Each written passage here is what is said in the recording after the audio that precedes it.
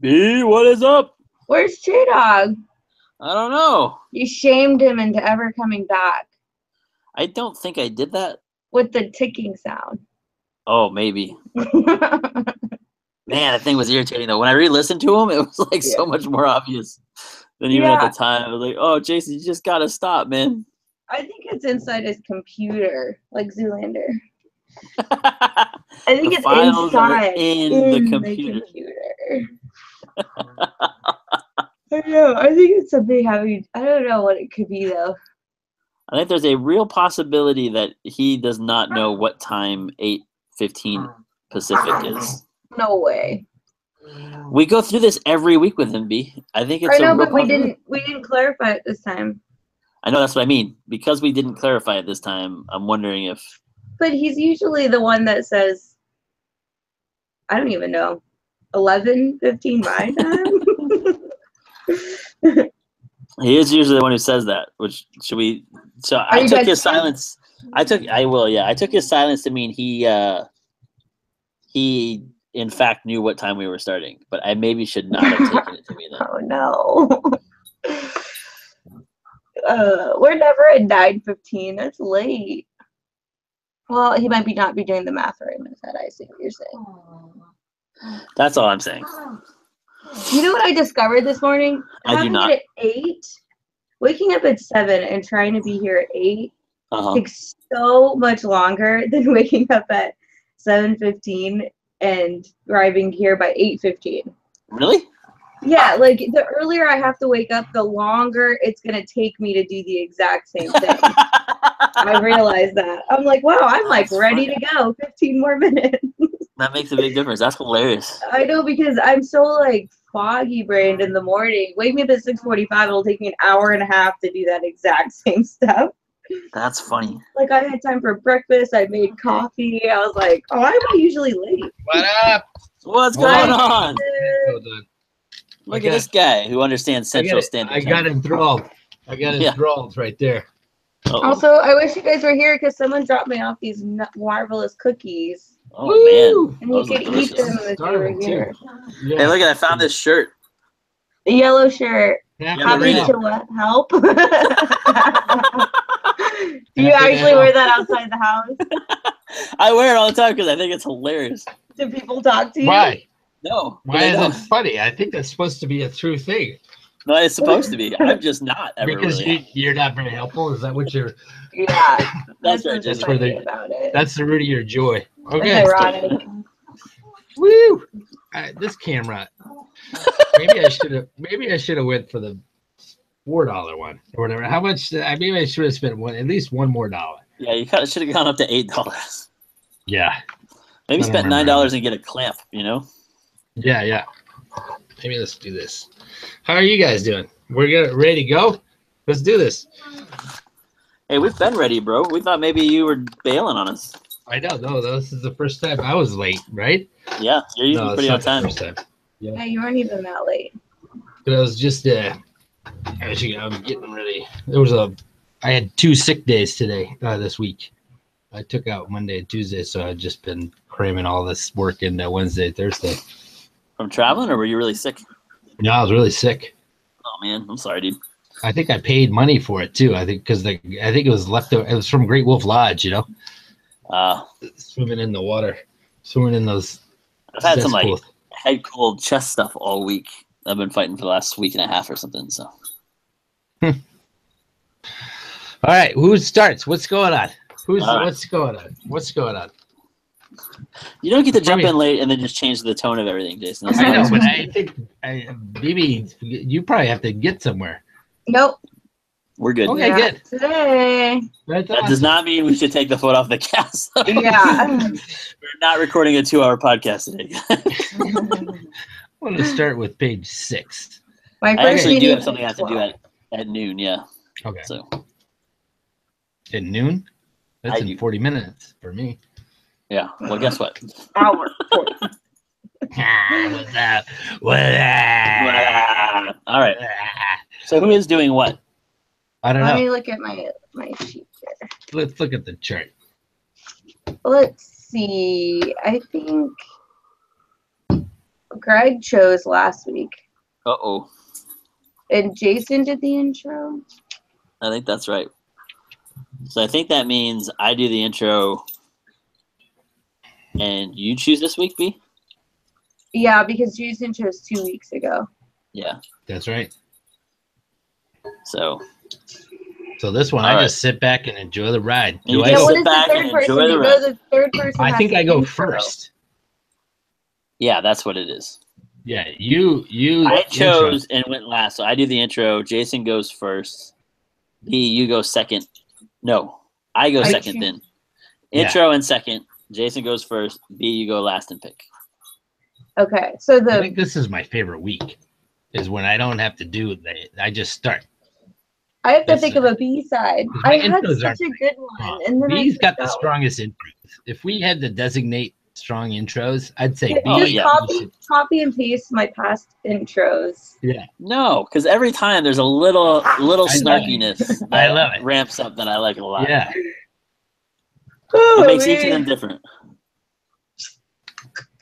What's a good question or scenario? Do you know like scenarios? No, I had one this week for you, and I forgot what it was now. I know I had one I heard on another podcast, and I was like, "Oh, that's a good one." You're just a stealer of things. Yeah. I know. Well, that's where I came up with us even doing it. Hey, I like that. Dude, so who starts it? I know I don't do anything. I started. Okay, start it. I'm gonna start it when Bianca's ready. Okay. Jeez, man. Jeez. I'm just excited. I'm excited to be around you guys. And plus, when you're like getting over a cold, there's like a new lifeness. You know what I mean? Yeah, a little bit of energy. Yeah, because like you couldn't see the end of the cold. You know, that's the worst part of a cold. It's one of the worst parts. I'm never gonna see the end of this. I'm never gonna feel better. Yeah. And then the end comes, and boom! It's like I'm super annoying, Jason. Malia's like, you need to cool your jets this morning. That sounds right. Jason, your camera's pointing at your ceiling. I know, and my forehead. Well, it's not my fault. Well, it is my fault. But what the heck? This is not my fault. I go like this. There you go. From the side. Is that the UPC water bottle? You froze that way. That was so funny. You like froze drinking. All right, weirdos. Let's get started. Okay, I forgot. He would put his tongue in whatever he was drinking because he grew up with a childhood friend that did it all the time. It would creep people out. It's like Parks and Rec where they all drink out of the water fountain. Yeah, they put their whole mouth over it. All right, hit it. Okay, you go. I'm going to go. You go ahead and think about it, and then have it ready when we get there. Oh, it's going to be super loud because I have both windows open. It's probably 95 degrees in my office right now. Why? Why is that? Because the heater's broken, and the heater's on all the time, no matter how hot it actually is. So the heater's running constantly. Yes. It is so hot. Every day I email the facilities manager, hey, is it fixed yet? Sun's out, guns out. So I'm guessing based on the 95 degrees that it is not fixed yet. No, it's never fixed. We've been in this office for over a year. All right. Okay. You guys ready? Yep. All right, everybody, boys and girls, ladies and gentlemen, we're going to start this over again. B, thank you for that. I was doing Wayne's World. 4, 3. No, don't say the numbers.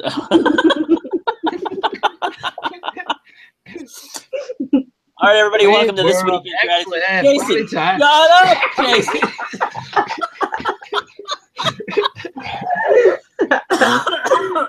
What were you saying that was so important, Jason? Wayne's World, party time. Yeah, I was just saying the Wayne's World stuff. All right, go. Hit it. Welcome, everybody, to This Week in Gratitude. I am Greg Richards. I'm joined by Jason Griffiths and Bianca Quezada from Muskegon, Michigan, and Seattle, Washington. I'm in San Antonio, Texas. And this is the conversation we have every week where we get together and talk about our 3 favorite things. Things that we're grateful for, things we're excited about, things we're hopeful for. We share those things back and forth with each other. And at the end, one person wins. This week, Bianca will pick the winner by ranking the 5 best things at the end. And that's basically how it goes every week. It's a conversation we would have anyway, but we decided to record it, and we thank you for listening in onto it. If you enjoy it or get anything out of it, please tell your friends. Please subscribe on iTunes or Google Play. And the more subscriptions we get, the better, theoretically, because it helps other people find it. And then down the road, Jason might get a T-shirt out of it. So that's the big time goal here. We are excited to go, and we haven't talked in a couple weeks, but we're excited to get started now. Jason, what do you got for me, man?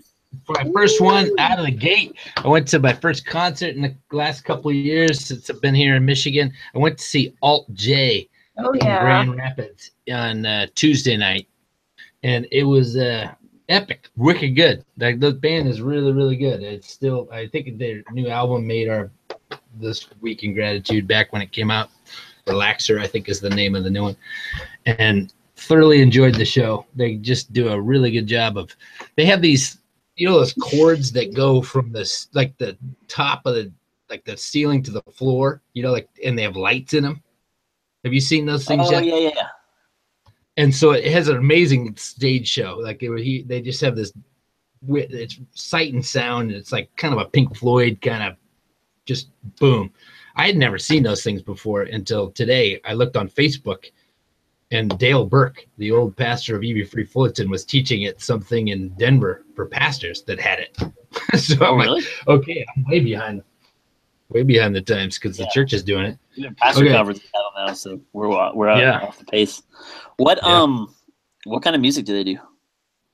And you stump me with this question every single time you talk about it. You and Bianca are the two people I know who love music more than anybody. All you have to do is but it's like their own kind of genre. I don't know. I went, like, when we were in college, I think we called it like trip hop. It was like Tricky, and there was Portishead, and there was more Chiba. There was those were the bands that were in this genre. I think we compared it to My Morning Jacket last time, with their volume. There is a little bit of that electronicness, but it's less soulful than My Morning Jacket. It's more computerized. Yeah. What does it stand for? What does Alt J mean? No idea. I don't know. I haven't done any research. You have to ask them yourself. Yeah. Well, there you go. Yeah, that sounds awesome, Jay. I'm glad you were able to go. They just played Seattle, and I wasn't able to go, but some of my friends went. And they liked it. It was just fun to be around, like, the concert. It's cool to be at a concert, right? Yeah. And the concert crowd has changed, or at least is different. In Grand Rapids, it's different than LA. Back when I was going to concerts, everybody was wearing like thrift store stuff. Now everybody's wearing Patagonia and North Face. Like, it's all mountainy. I don't know. Like, is it cold over there? It's a little chilly, but still, they're like, everything's new. Like, they're wearing all new clothes. Like, I was like the only person wearing like an old shirt. Like, everybody had bought a new outfit. It looked like. Was it indoors? Yeah. Interesting. There you go. Yeah. What was the highlight? The highlight was like the third or fourth song there. He was just doing this. The light and the sound all came together, and it kind of felt like the whole room, it felt like a Disney ride, and we were like transported. It was cool. It was really, really good. Nice. Yeah. All right. Well, my first one is not a concert, Jason, but it is like a. I was really trying to figure out how to intro this because it's one of the craziest things I've ever heard, and it's just a nutty story. One of my students is from Brownsville, Texas, which is down in the valley and right next door to Mexico. And this is he shared this story with me as this is the most Brownsville thing that could happen, and so I'll share it that way. There is a guy who got arrested in the last 2 weeks for stealing over $1 million of fajitas over the last 9 years. It's the craziest story. Yeah. So he works for, or like was part of, and then worked for this juvenile detention center that he worked in the cafeteria side of it. And so what he realized is he could just charge the cost of fajitas to the detention center and just keep the fajitas. So he was like funneling them off to the side and then selling these fajitas on the like black fajita market or whatever in Brownsville, and just making a killing. So they found out, though, they finally discovered this would still be happening, except for he was gone one day when the delivery came a day early. And so the delivery guy called and said, "Hey, I've got your 800 pounds of fajita meat. Where does it go?" And the lady said, "Well, we don't serve fajitas here." He's like, "I've been delivering fajitas here for the last 9 years. What do you mean you don't serve fajitas here?" And then it all How is came. he doing all of this from jail? He wasn't. It's like a juvenile center. It's not like he wasn't in jail, and then he was working there for most of the time. Oh, but not. Yeah. Did he have a restaurant on the side? How is he selling these? No, he's selling it. We think he's selling them to restaurants. It hasn't totally unraveled yet to figure out what he's doing. The police chief came out like recently and said, "It's pretty clear he's not eating all of these fajitas." It's pretty clear. Yeah, based on the amount of fajitas. That is it's awesome. Pretty clear. In my knowledge, he's not eating all these fajitas himself. It's like, oh yeah, really? You think it's not just that he's grilling out every night and eating 800 pounds of fajitas a month? That's good. So, anyways, every once in a while, but like really local stories that just cracks you up, and that one has had me. That's had me laughing for a couple of weeks now, and I my friend Daniel, who listens to the podcast every once in a while, has told me about this story, and so he sends me updates periodically about what's going on with this story. But it's Emo Dan? No, it's not Emo Dan. Different Daniel, Brownsville Daniel. And so he'll send me these things because it's so hard. It's so funny to watch because like the newscasters and like even the sheriff when he's talking about this stuff, you can tell he's very mad about it. But he also is like, it's such a ridiculous sounding story that it's hard to take. But it's a lot of money. Like that adds up over time, you know. How much money?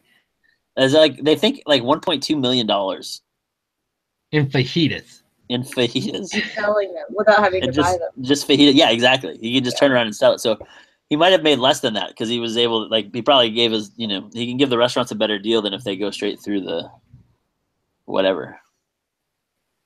Because I guess it was 1.2 million that Brownsville has paid for fajitas in 9 years that they didn't get.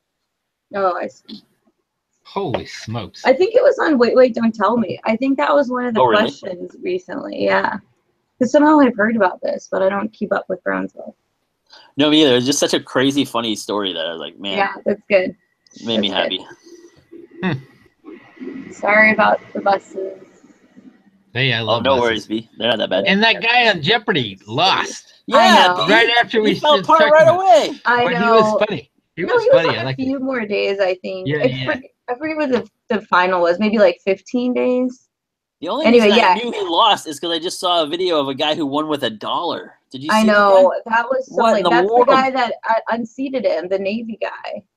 Yeah, then he lost. He was losing the whole game and then won with $1 because the other two people who had more than he did going into Final Jeopardy risked it all. So they got it wrong. They all got it wrong. And I got it right, which is crazy. Nice. Did you ever see the Cliff Clavin on Jeopardy Cheers episode? Yeah, that was a good one. Is it Cheers? Yeah, it's one of the best Cheers episodes ever, I thought. I don't think I've seen that one, but I did used to watch Cheers. It's pretty fantastic. He does the same thing. He's up by like 30 or 40,000, and he wagers it all on the last. And I got it wrong. And like Alex Trebek has this great line of like, well, unless you did something stupid, like bet everything. There's no way. And then. Oh my gosh.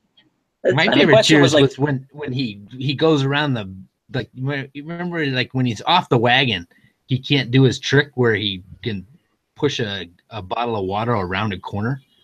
Oh, right. Do you remember that one? That was my favorite one. Yeah. Maybe that's our B-sides. What's your favorite Cheers? Oh boy. No, we're not doing We just covered it. We just covered it. All right, somebody else. 3. Okay, I'll go. This happened 2 weeks ago since we didn't meet. I was at a conference in Indiana for middle school ministry directors last week, and it was awesome. It was rejuvenating. I was able to like get back into the groove of things and get some ideas. But what I was grateful for in particular, there's a lot of things I'm grateful for, all the resources, all the people, great personalities, just like it was super fun. But it totally made me feel like a middle schooler in that like we had to like eat together, and I didn't know who to eat with. And like I felt very clingy to a few groups I was trying to like spread around. So I was literally like on the outside of a circle being like, hey guys. Like, and it forced us to play some of the games that we would force our middle schoolers to play. And so it was funny in that like I'm an adult, I can handle it. It didn't totally wreck me. But in my heart, I was like, this is what it feels like to be a middle schooler, or anyone, I guess. It doesn't really go away when you're in an environment where you don't know a lot of people and you have to like try to make friends, or at least just get through this weekend while learning something, which is, I'm sure, how they feel about school every single day.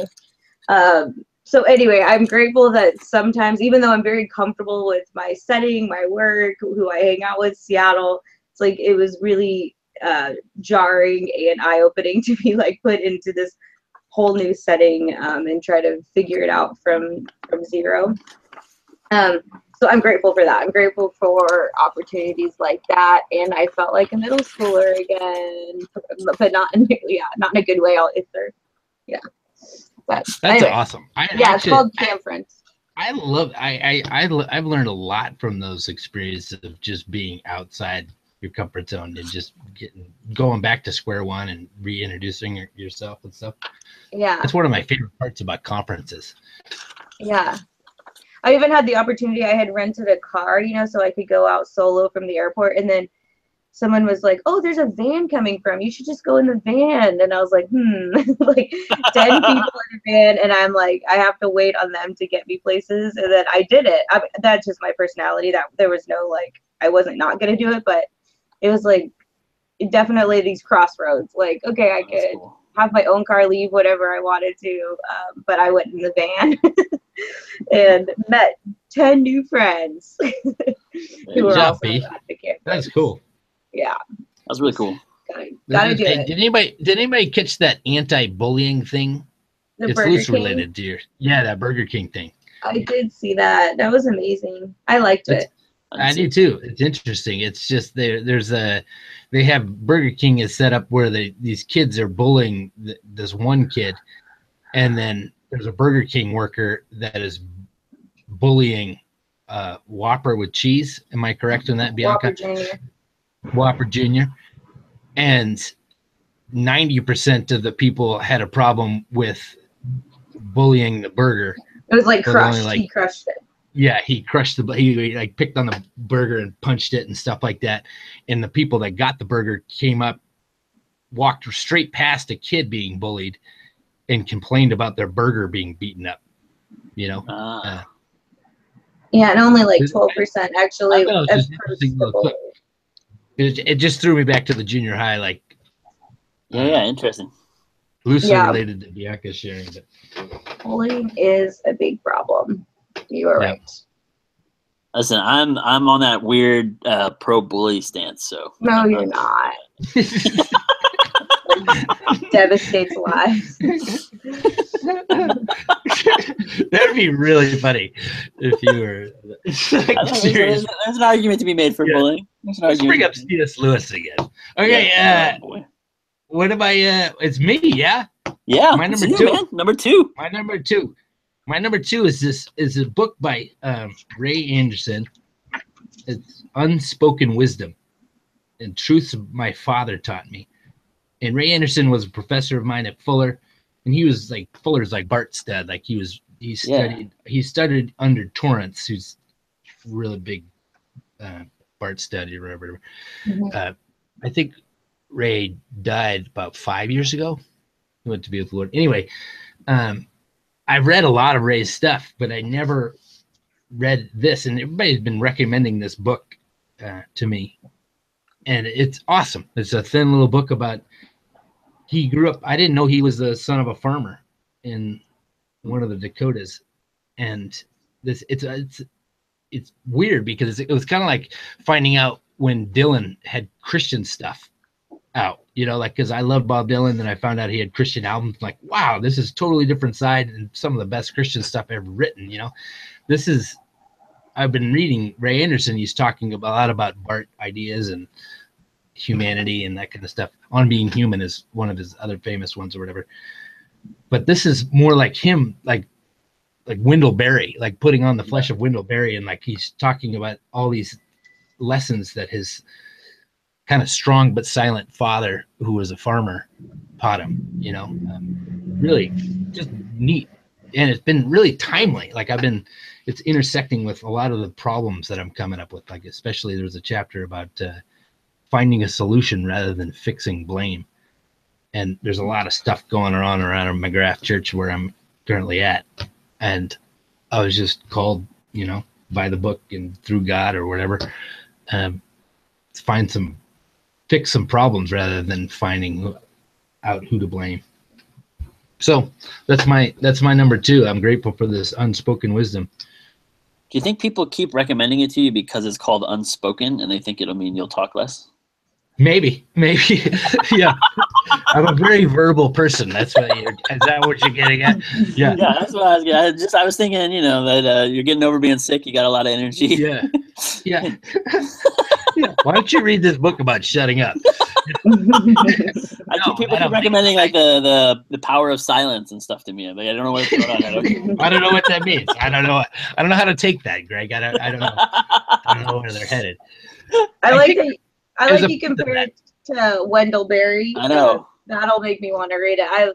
I mean, that is so.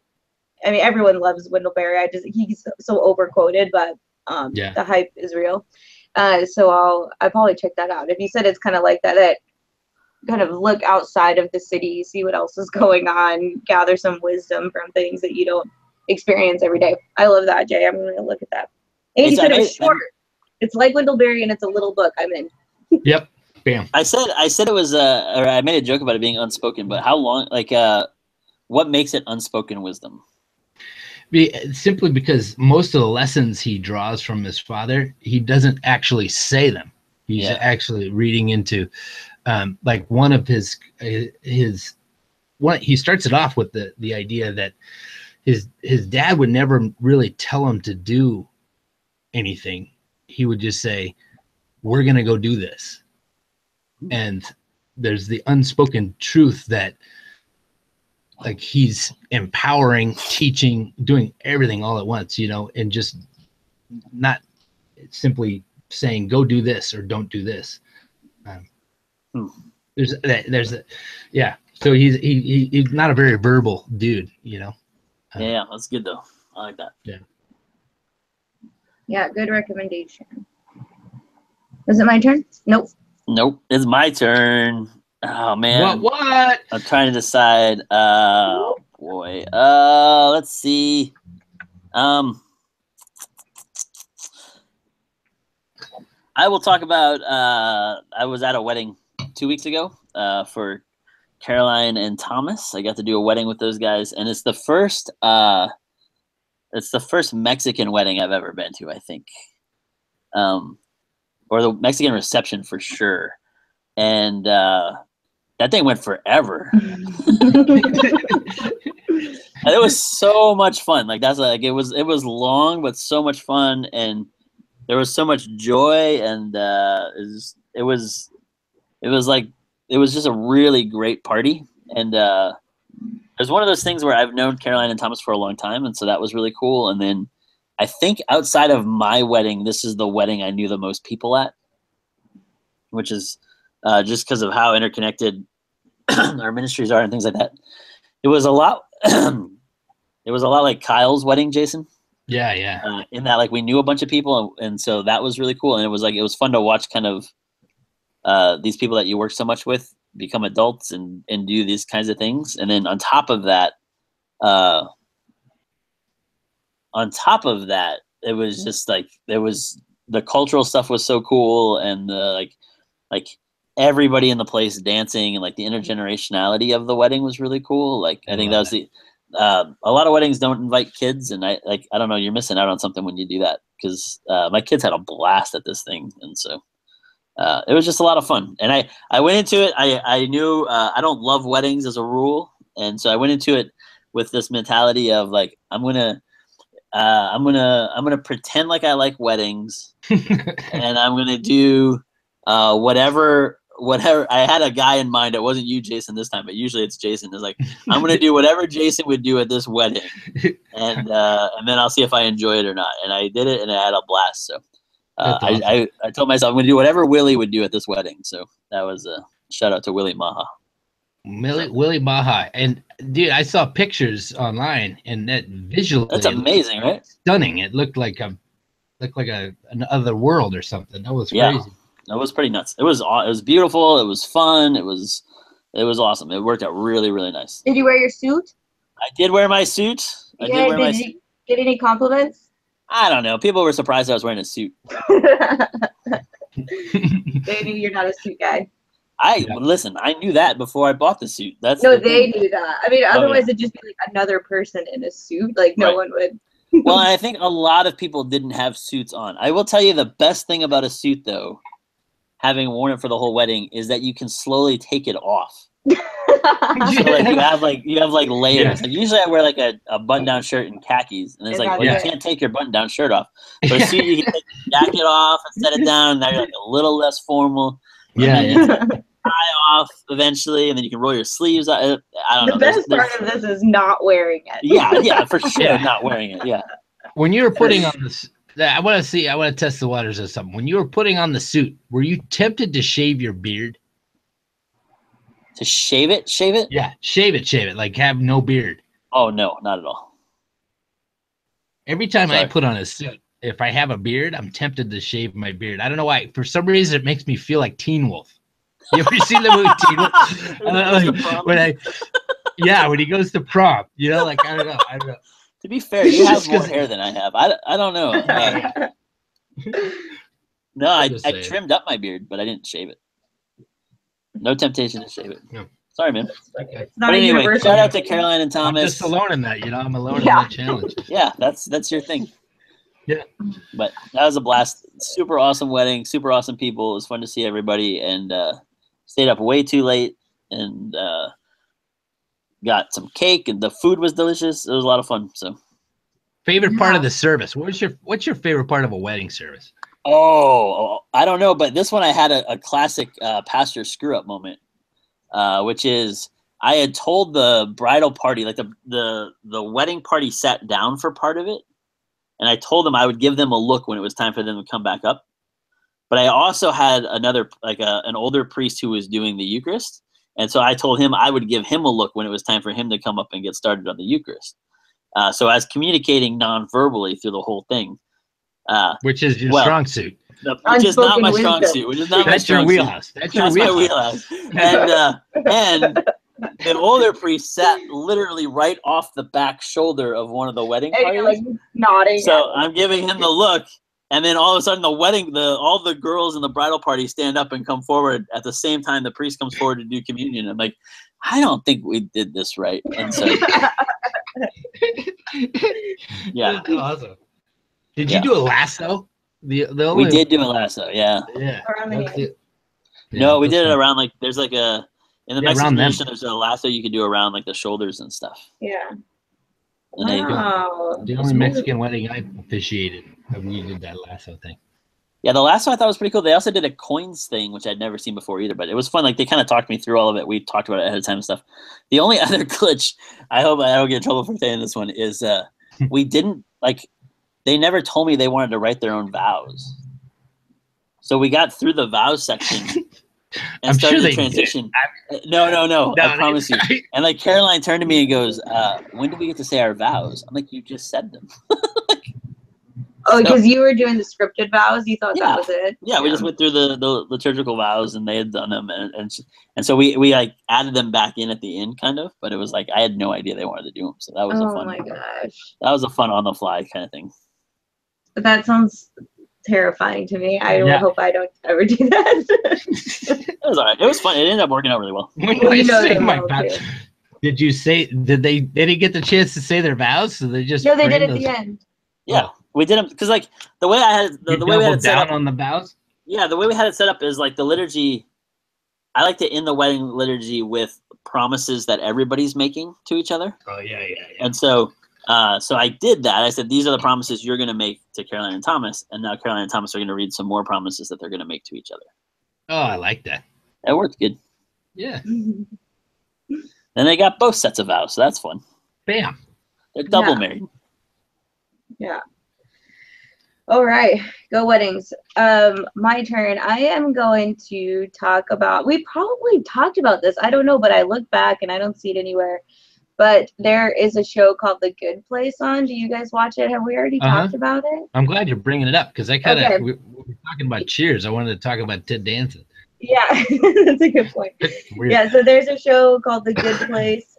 Kristen Bell, Ted Danson are the main stars, and it's written by Michael Schur, who did The Office and Parks and Rec and Brooklyn Nine-Nine, among other things.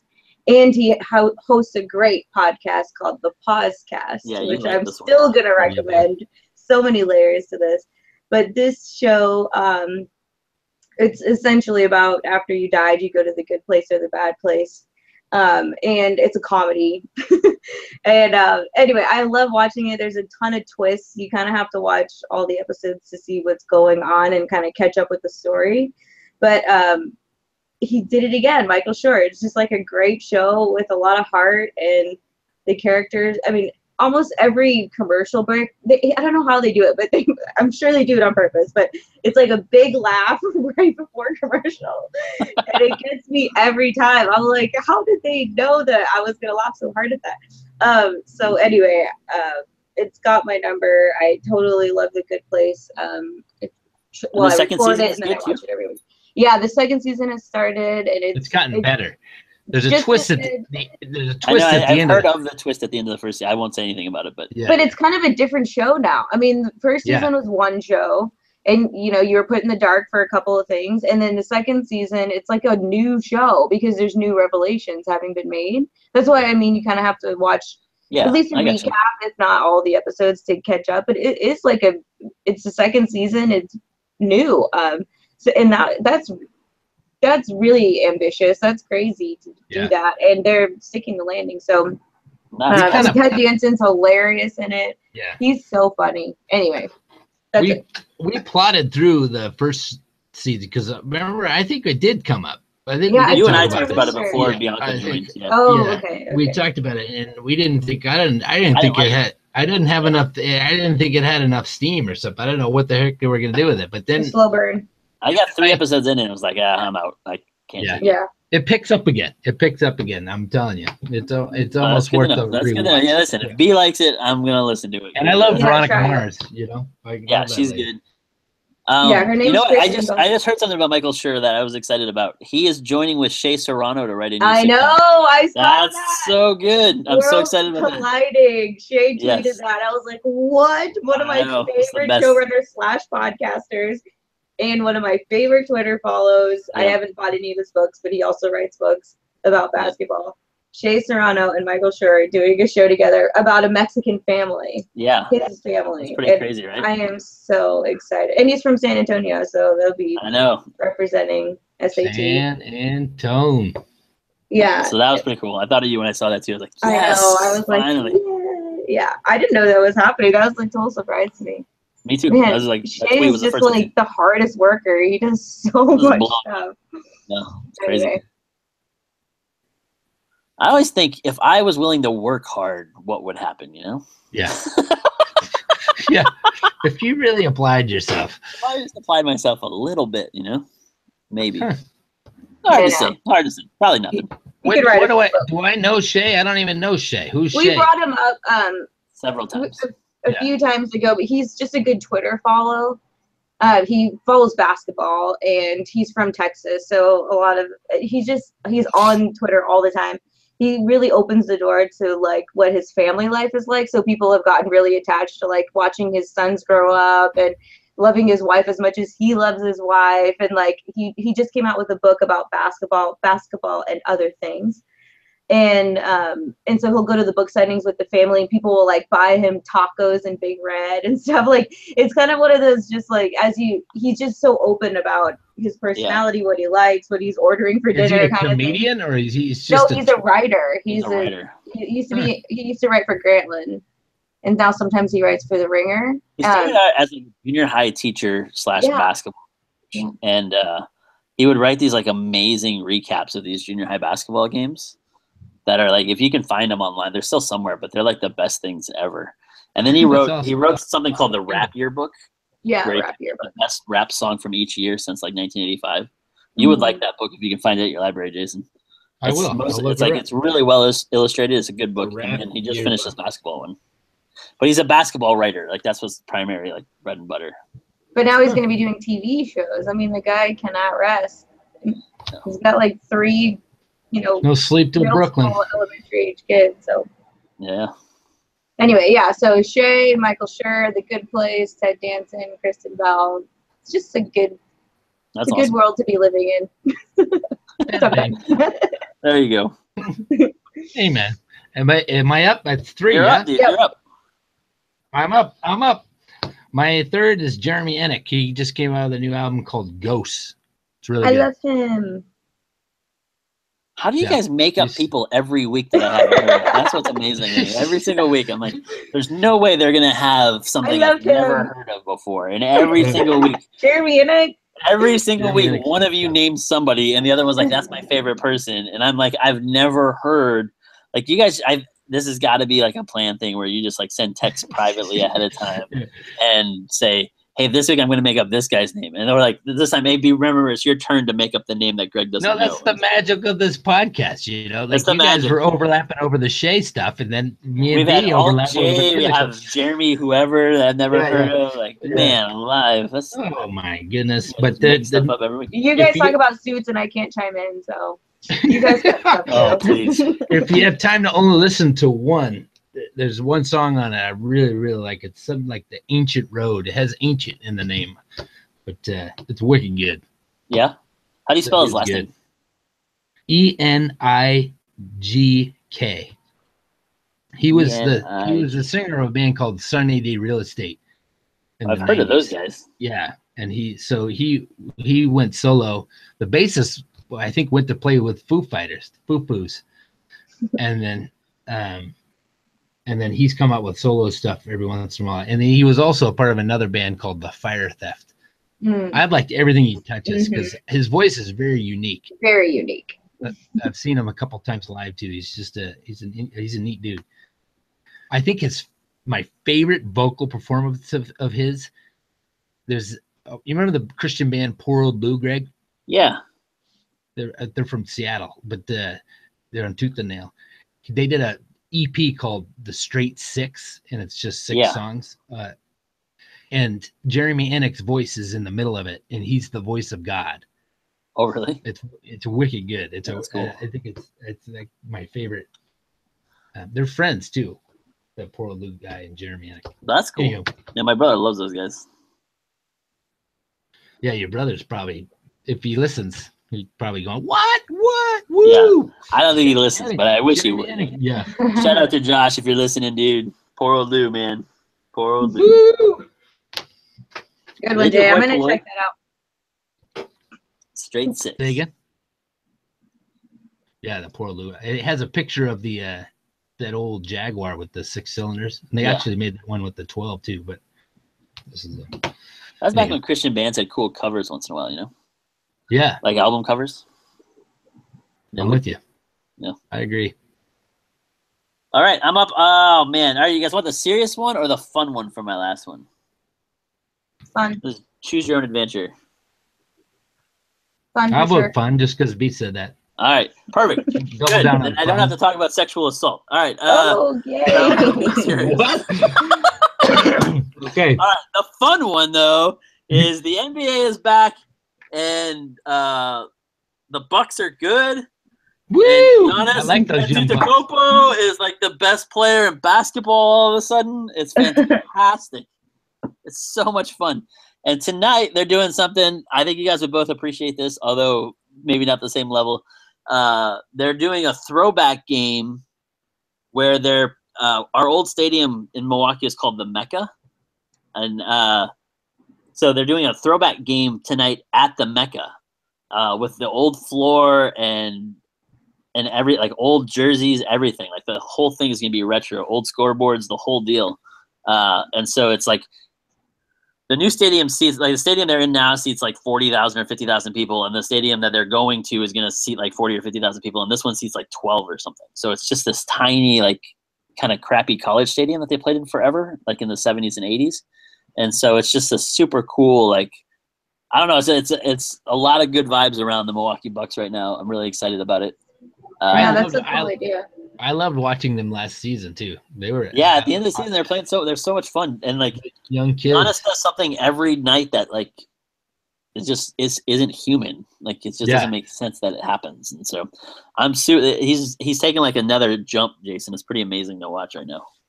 I haven't caught him yet, but I will. That's good. The NBA is a lot of fun right now. The Spurs are winning again like crazy when their best players are hurt. It's just weird, but it's a fun. There's a lot of your Lakers are fun to watch right now, Jason. There's a lot of teams. There's a lot of guys that are fun to watch right now. Yeah, I'm with you. I'm agreeing, and I love that show Inside the NBA. I wish they commentated on most of like everything. I wish there was a news show with those guys too. With those three guys. I think they're funny. They are really funny. I like their dynamic a lot. I feel like we're kind of the Inside the NBA podcast.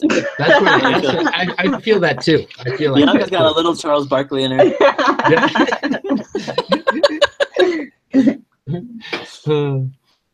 Oh man. But anyway, awesome. I'm super pumped to have the NBA back. It's so much fun. I love watching Giannis play basketball right now.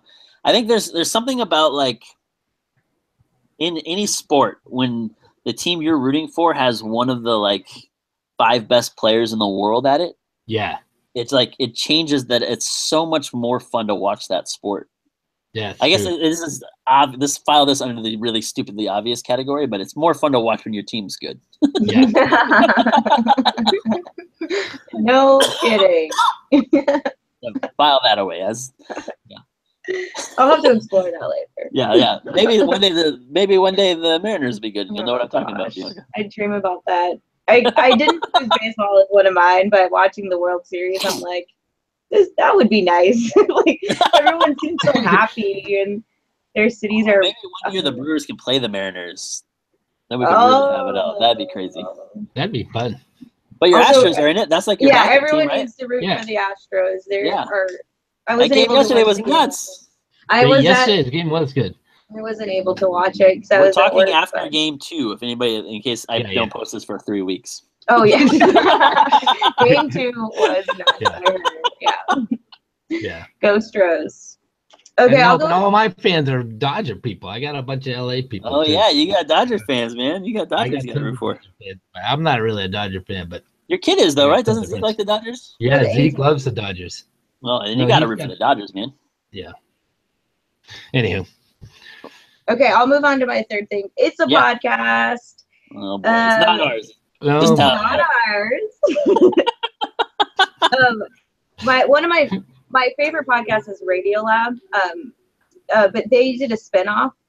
This is the 2nd season, maybe the 3rd season of the spinoff called More Perfect, where they dive deep into the U.S. Supreme Court and decisions that the Supreme Court has made, and how that's affected our society even now. And I didn't think I had much of an interest in law or the judicial system or any of that, but this podcast, it is so well researched and just well presented that even Joe Schmo dummy like myself can feel like you're learning something, and you can see how it actually affects what's going on in 2017. The most recent episodes have been on the Second Amendment, on the Dred Scott decision, on Japanese internment stuff.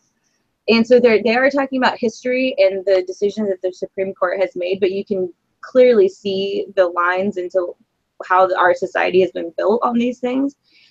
So I would recommend it, even if you don't think that you want to learn more about the Supreme Court or the personalities in it or the history of it. Just give it a try. Just give one a try. Look at all of the themes for each one, and just jump in. They're about an hour. And they interview very interesting people. They interview like the people who were there. So anyway, it's called More Perfect. It's a podcast. It's a spinoff from Radiolab. It's WNYC, I think, but you can really just find it. You can find it wherever you get your podcast. It's called More Perfect. More Perfect Union. So it does seem to me like this is a question, or like, I think this thing that you're describing is exactly a case where, like when new technologies exist or come to exist, we need to give them the time to show where they're better, right? Like guys like Wendell Berry and Neil Postman and those guys have these like technology exchanges. So like basically the argument is that when a new technology takes the place of an old technology, you lose something. Something's lost, but something's also gained, and whatever's gained has to be better than what's lost. Otherwise, you wouldn't go to the new technology, right? Like Laserdisc. Yeah, for example. Good point. So, but like something like this is like you can always argue, like, man, YouTube or podcasts or whatever. But what about just books, or what about just reading? And it's like this is a textbook example of you would never read this book. Like you would never read a book on this. Like you may read a book on the Supreme Court, maybe like on accident, but you would never devote several hours of your life to the Supreme Court. But like they can make anything, like it's amazing that they can make things palatable that are just not interesting on their own, which could be used for evil, I suppose, as well as good. But but I do think it's like when we talk about like the advantages of technology, that's one of the things we don't always talk about is like there is a different kind of learning that's happening or able to happen than has happened at any point in history. And so I don't know what that'll end up meaning, but like I have a kid, Calvin is like super into like documentaries and like random stuff on YouTube that teaches you things. And so he knows about all kinds of stuff, and it's just weird that he knows it, because I'm like, you didn't read anything. He goes, I know, I watched it. I was like, no, it doesn't make sense, but it's slowly making sense. Anyway, you're naming one of my favorite things about podcasts, Greg, which is I know. Just jumping into something, putting it at 1.25 speed, and being like a little bit of an expert about it after you're done. Yeah, I don't like that. I don't. That part of me does not like that. I thought you were talking from a positive perspective. I was like, I do think that's a general positive. Yes. From a specific personal side, I don't like it. Like I don't. There's because there are negatives to it still too, right? Like there's a false sense of knowledge. Sometimes that can happen with that. Knowledge is more than I knew before I pushed play. I mean, knowledge. I know, but now I'm not an expert on the Supreme Court. I wouldn't say I was, but I know a lot more. I went to elementary school with Thurgood Marshall's granddaughter, so I am. There's a whole episode on Thurgood Marshall.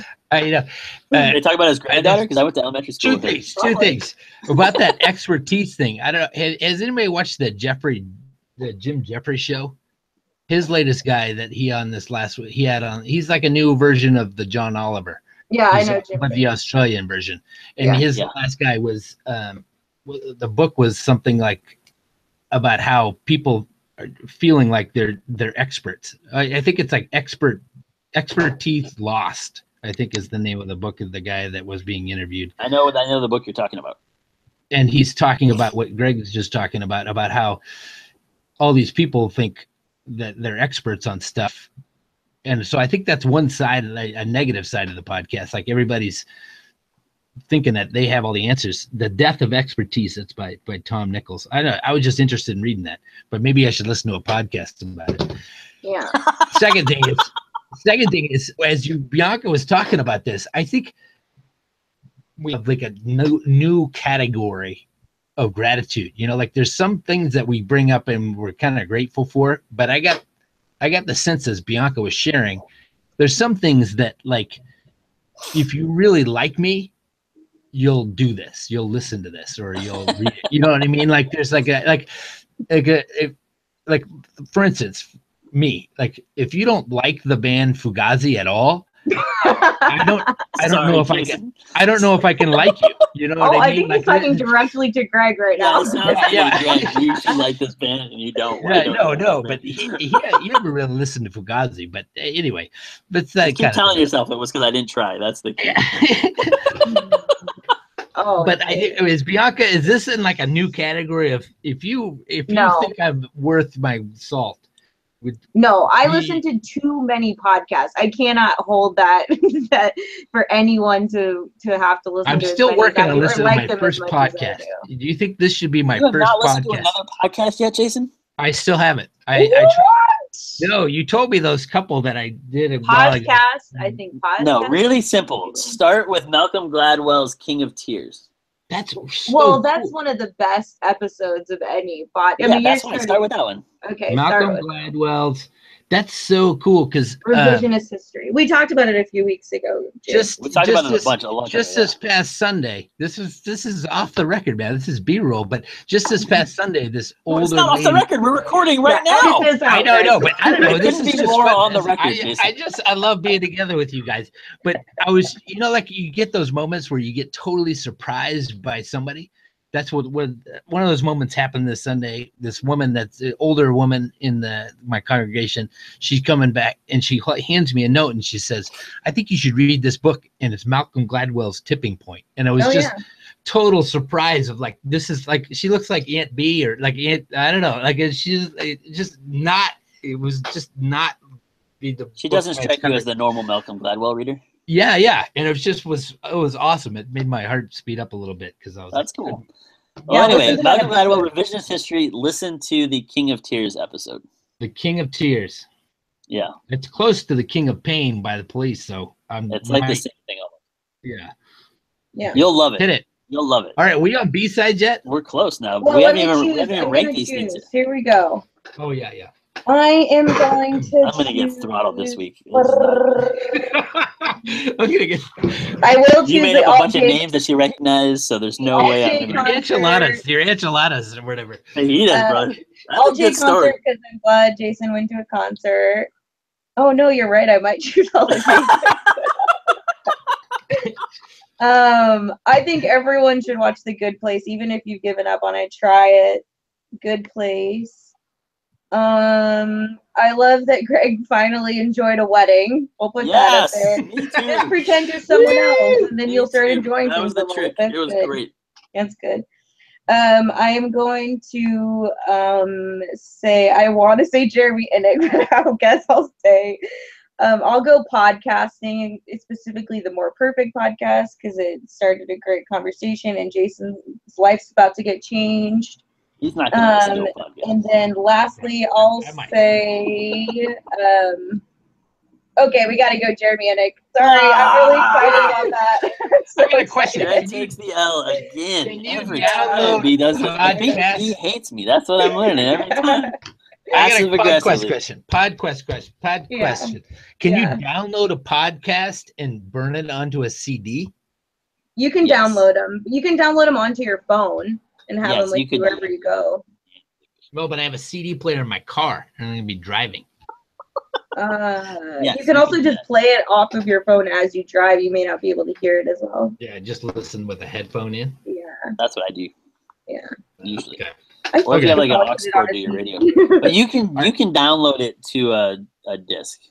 All right, we'll see. We'll see if I could not because I don't own a CD player or CD burner. But what about a CD like input in your laptop? I don't have that either. Oh my gosh, this is crazy. Like the different technology. Like Jason wants to go backward and put this new technology on an old one. It was national. I don't even own one of those. It was National Audio Cassette Day the other day. And only Jason celebrated the whole. It was National Teach Your Kid What a Cassette Was Day. White Stripes released 3 of their albums on cassette for the first time. Crazy. That's crazy. Anywho. Okay, let's do B-sides.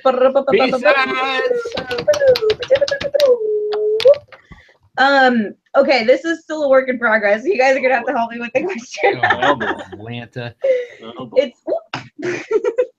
It's something about finals that the MLB finals, the World Series is on right now. So my question is something along the line of which professional sport has the best finals kind of week / pomp and circumstance / I don't know, just the best MLB, the best major. Your B-side question, B? What's up? Yeah. Do you want to rephrase? Yeah, well, I'm always curious about what people think which finals gives you the best, most accurate winner. Ooh, even better. Yeah, so the World Series is pretty good because baseball's a long season and there's so many games. It's rare that like a fluke Cinderella team wins the World Series. And like this time you have 2 teams that won 100 games in the regular season. Yeah. So baseball is always pretty high on that list for me. I think it's actually low on the list because there's the most variables. No, there's the least amount of variables. There's so many teammates. What do you mean there's the least amount of variables? There's so many variables. I think the only one that has more variables is golf, probably. What? But there's one. Wait, are you just counting the amount of people on a team? Yeah, I don't know. There's not even that many people on a team in baseball. But I don't know. Greg, your question doesn't have any I guess golf's the worst. Your question doesn't have any like personal aspect to it. You're just like all numbers crunching them. I want to know like no, but it is personal. Like, it doesn't mean around. Well, so for example, like March Madness, right? March Madness is a blast. It's the most fun probably because it's like a month and you have your own brackets and you fill all that stuff out. But the winner is almost never the best basketball team. Yeah, never. Right. It's the team that just got hot for a month or whatever. Like or 160. That's what I was asking. Like, so I'm happy to do both of those things. I'm always curious like, which one. Like the World Series is great because I think generally it's hard to get through the baseball playoffs without being the better team on the whole. And that tends to the more you play, the more longevity is. That's what takes away the variables in your mind, right? Yeah. I just think, but in terms of like, there's so many people that could, I don't know. There's the variables are what make the baseball game. Have you remember? Yes. I think one of my best was Bucky Eppin Dent, that book by the company.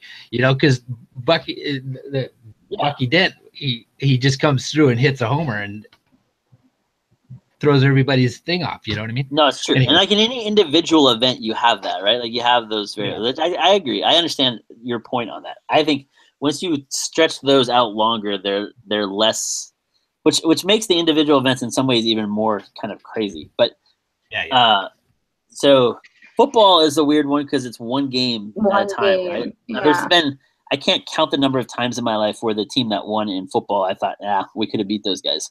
But I think it's not. So that's a weird one. Yeah. So their finals College are football not used to be the worst. Although the Super Bowl is like the most watched thing. The Super Bowl is the most watched thing, and the commercials even matter in the Super Bowl, which is weird. Yeah. And Jason's hero, Justin Timberlake's doing this year's halftime show, so that's fun. Ooh. JT. Yeah. What other NBA? I've heard they have good. The NBA Finals is good, right? Like it's a 7-game series, so you can't accidentally beat somebody. It's a toss-up for me, March Madness or NBA Finals. I think either way, it's basketball. I think basketball is my favorite, like championship series. I don't know why. Yeah, so many people get into it. The best celebration. Well, yeah, but like it's the most intense, and part of it's because like hockey. Half the goals that are scored are not meant to be scored. Like it's like it can happen out of nowhere, right? Like it's the intensity. Stanley Cup playoffs are like the best overall playoffs, probably just to watch. What does their series look like? Do they do 3 out of 5? It's 7. Yeah, it's the best of 7 all the way through. Oh wow! But they still have like a lot of variables. Like they have a lot of injuries and stuff, so that screws up some things. But there's a lot of times the lower seed wins in hockey, which is weird. I've always wanted to get into hockey for years and years and years. Someday I'm going to actually do it. Part of the problem for you with hockey is you're close to Vancouver and you don't want to root for Vancouver. No, but we have whatever the AAA is, the next league down. Seattle has one of those. Yeah. And a lot of people go to those games. They're like $4 games. I should just go to those. Hockey's a blast. I don't know the best way to start watching hockey, but for me, the best way to start watching hockey was playing on like PlayStation. And then I went to school in Canada. There's so many things I'm not gonna. Okay. All right, so rank your system. Yeah. Rank your top 3. I mean, I just think baseball is the best because so World Series is 1 for Bianca. What's number 2? Yeah. I'd say football is last. I don't watch a lot of NBA, but I feel like theirs looks fun. Like everyone's. It's also so in the into summer. Like it's in the summer. There's nothing else going on really, so it doesn't. I'd say NBA 2. I don't even watch hockey, but I'm going to rank it above football. Number 3. Jason, what do you got, man? I think I would say March Madness, number 1, and then NBA Finals, number 2, and then out of left field, Wimbledon. Oh, Wimbledon's good. Wimbledon's good. That's Wimbledon and U.S. Open too. I like both. I like those two. Those are just tournaments, though. They're not like. Yeah, I just like the tournaments. Yeah. There's no. Yeah. I get that. I'll go March Madness with Jason number 1. I think I like that one the most. I had the most fun with that one. Oh man, March Madness. I like the NFL. I like the Super Bowl. I like the playoffs leading up to the Super Bowl. Usually, and we should do a moment of silence for your hurt Aaron Rodgers. Oh my gosh, dude! Don't man. We almost went the whole podcast without. No, but remember when I was talking about like almost like how much more fun it is to watch a sport when your team is good. Yeah, I'm learning that again, and it's like to be good and then all of a sudden not be good in like the span of like 30 seconds. Yeah. Oof. And then number 3. Sorry. Just threw a grenade in your probably World Series, and I think all of those change drastically on if your team's in them or not. Oh yeah. You know, like I think any of them are the best if your team's in them. You know, Like, doesn't matter what. Yeah, it doesn't matter what it is. If it's a team that you like, then it's the best. Yeah. So. Well, thank you guys for playing. Yep. Awesome. All right. B-sides over. B-sides. That's This Week in Gratitude. Thank you for joining us. Bye, everybody. As always. We will talk to you next week.